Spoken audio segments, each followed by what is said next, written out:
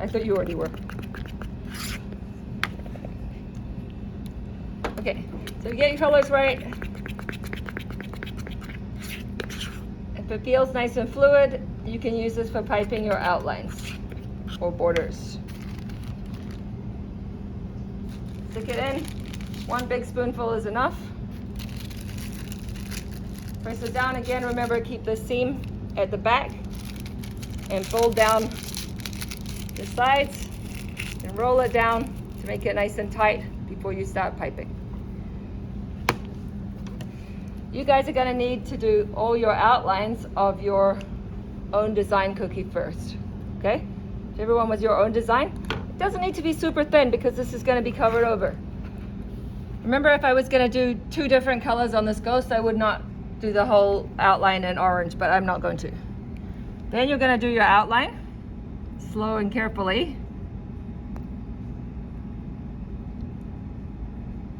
Please don't rush through all of them, guys, really fast and then be done early and have nothing to do because you did it messy and quick. Take your time. We've got plenty of time. So you guys will do all of your outlines. I'm not going to decorate these because I'm going to leave them for you guys if you finish early. But I'm going to now reduce the consistency of my icing a little bit to make it a bit more fluid for flooding. So I added about half a spoonful of syrup. Syrup is just sugar water. Back in the day when I worked at a bakery, the head pastry chef said that syrup was better for diluting the icing. But as you guys saw in the video the other day, they said to just use water. I'm sure both of them work. We've got syrup. When it runs out, we'll use water. So I want it now to flow off my spoon, but still look like it has some thickness or body in the consistency.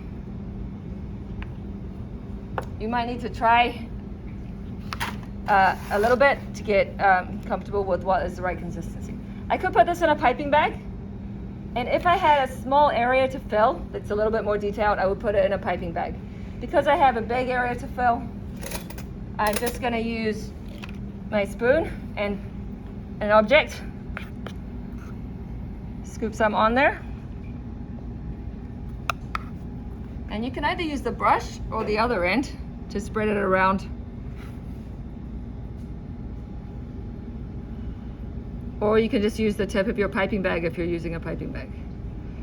I think it's a good idea to try this way first because if you get the consistency wrong, and you put it in a piping bag, then you just have to take it out and make a new piping bag, and it's just really time consuming and frustrating for everybody involved.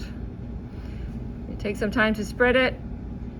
If it is a good flood consistency, it should be spreading kind of easily to make a smooth, shiny background on your cookie. What I'm not trying to do is paint the icing so it has paint mark lines on it. I'm just using this to spread it around. So we have toothpicks and skewers that can be kind of helpful as well to pop air bubbles if you have any, just to spread your icing around as well. If you find parts that don't look fully covered, move it around, and you can also tap it a little bit and it should be flowing. If it is looking all like crusty and it's not moving around right, you need to add more liquid to it.